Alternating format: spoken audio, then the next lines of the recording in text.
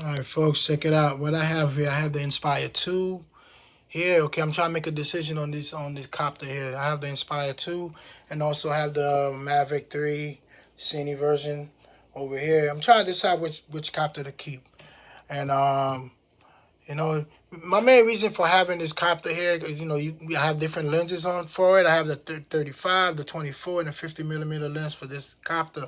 Plus, this does shoot RAW, and it does ProRes. And it's a great copter because it's carried this big lens on it, big camera on it, which is a APS sensor lens. This, on the other hand, is very portable.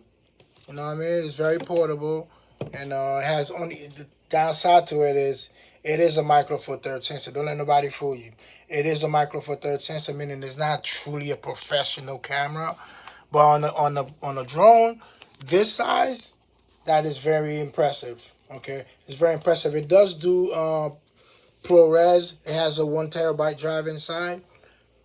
Downside to that is you cannot take out the drive. You got to plug this thing here. You got to plug it in to your computer, then download your stuff. Now, if you're shooting all day with this, then you need a second one because once this one go up, come back with a terabyte of information, you got to download it to clear it out.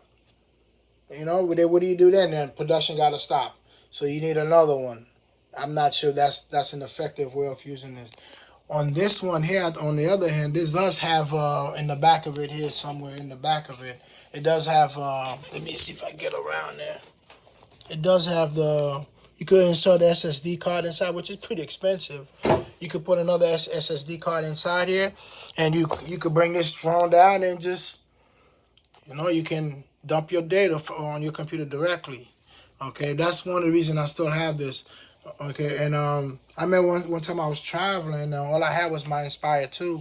I didn't have the Mavic 3 on hand at the time. I had sold the original one that I got. I didn't really like it that much, and I couldn't take a drone with me because I didn't trust the airline with cause this goes in a big case. The case is huge.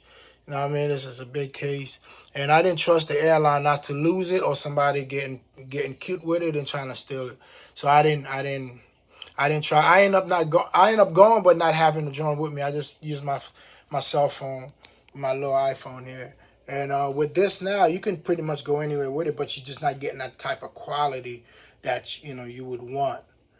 But if you're on vacation anyway, what's the big deal? You could just take this with you. But if you want the quality, I say the Inspire 2 might be the better drone. But again, I'm still trying to decide because I don't know if I want to keep both of them because I still have what do you got here? I got the Ultra 6 I'm trying to get off the ground, which I have a real camera on it, a full frame camera. I could put an A1, right now it has an A7R4 on it. Okay, this is not off, I didn't get this off the ground yet. It's just been sitting here for a little while. So I'm trying to get it out once I get a moment. Got to get some things fixed, get some things working on it.